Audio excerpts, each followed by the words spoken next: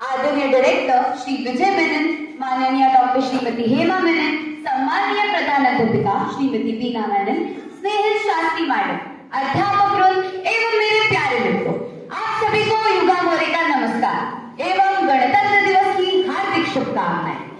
जिंदगी जब तुझको चाहा, मौत फिर क्या चीज है। जिंदगी जब तुझको चाहा, मौत फिर क्या चीज है। ए वतन तू ही बता, तुझसे बड़ी क्या चीज है, तुझसे बड़ी क्या चीज है। वतन की राह पर अपनी जान कुर्बान कर देने वाले कुछ ऐसे ही जज्बों ने हमें सदियों की दास्ता से मुक्ति दिला दी। हिंसा के जवाब में प्रतिहिंसा ने अंग्रेज प्रशासन की नींव हिला कर रख दी, लेकिन अहिंसा के पैरोकार गांधी जी ने सत्य के प्रति आग्रह तथा अहिंसा के हथियारों से अंग्रेज शासन को 15 अगस्त 1947 में जड़ से उखाड़ फेंका और विश्व को यह संदेश दिया कि यदि हिंसा को खत्म करना है तो अहिंसा का मार्ग चुनो। और हमें गर्व है कि हमारी पहचान एक सहिष्णु अहिंसक देश की है।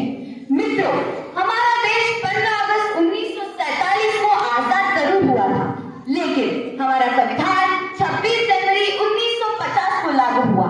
इसी दिन भारत पूर्ण गणतंत्र बना था, अर्थात हमारा अपना संविधान और कानून बना था। और इसी दिन हमें ब्रिटिश राज्य से पूरी तरह आजादी मिल गई। इस दिन को हम राष्ट्रीय त्योहार के रूप में मनाते हैं।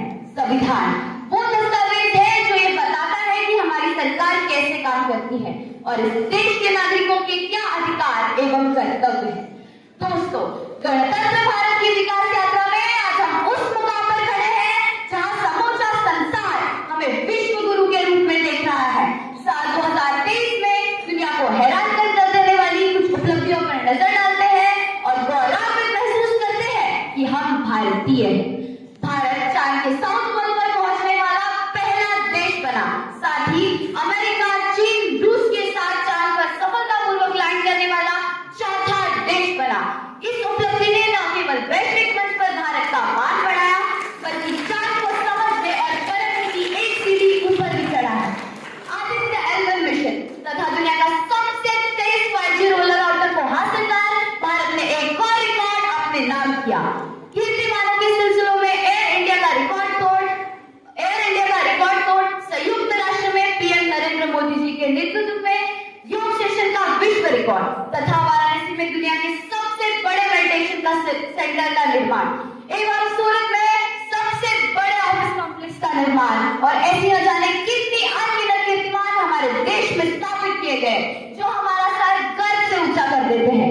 बावजूद इसके गणतंत्र भारत के समक्ष बहुत सी चुनौतियां हैं, जैसे बेरोजगारी, गरीबी, अशिक्षा, आतंकवाद, नक्सलवाद, राजनीति का अपराधीकरण, किसानों की आत्महत्या आदि।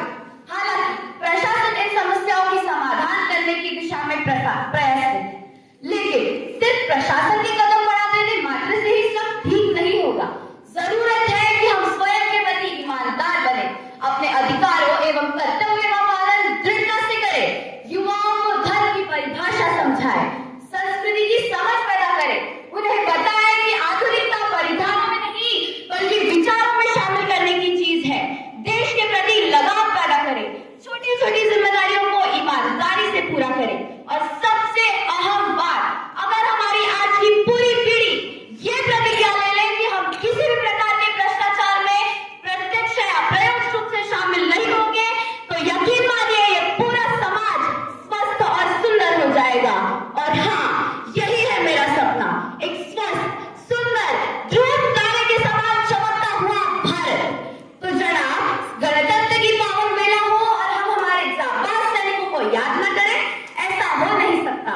तो मैं एक कविता के साथ अपने वक्तव्य को विराम देना चाहूंगी कि मैं भारत का जवान हूं, मैं दुश्मन से नहीं डरता, कि मैं भारत का जवान हूं, मैं दुश्मन से नहीं डरता, मरुस्थल की रेत हूं, मैं सियाचिन का आसमान हूं, कि मैं भारत का जवान हूं, मैं दुश्मन से नहीं डरता, कि मैं भारत का जवान हूं, मैं दुश्मन से नहीं डरता।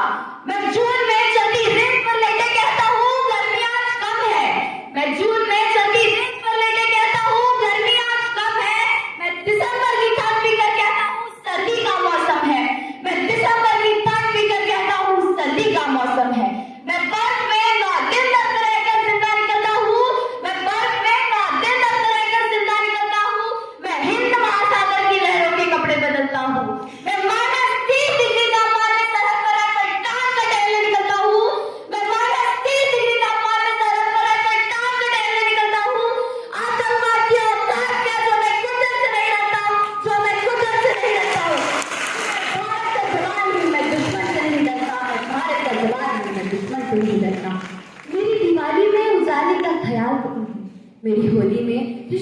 गुलाल तक नहीं, मेरी दिवाली में उजाले का ख्याल तक नहीं, मेरी होली में रिश्तों का गुलाल तक नहीं। चांद हर ईद पर तन्हाई में इजाफा लाता है, मुझे तो राखी बांधने बस एक लिफाफा आता है, बस एक लिफाफा आता है। मेरी माँ के पैर छुए मुझे अरसे हो गए, पिताजी मेरे याद में घर बैठे बूढ़े हो गए। मेरी माँ के पैर छुए मुझे अरसे हो गए, पिताजी मेरे याद में घर बैठे बूढ़े हो गए। मैंने सहूलियत का गला घोटा, अपनी जरूरत लगाई है, मैंने इस देश के लिए, इस वतन के लिए अपनी जान तक पारी है।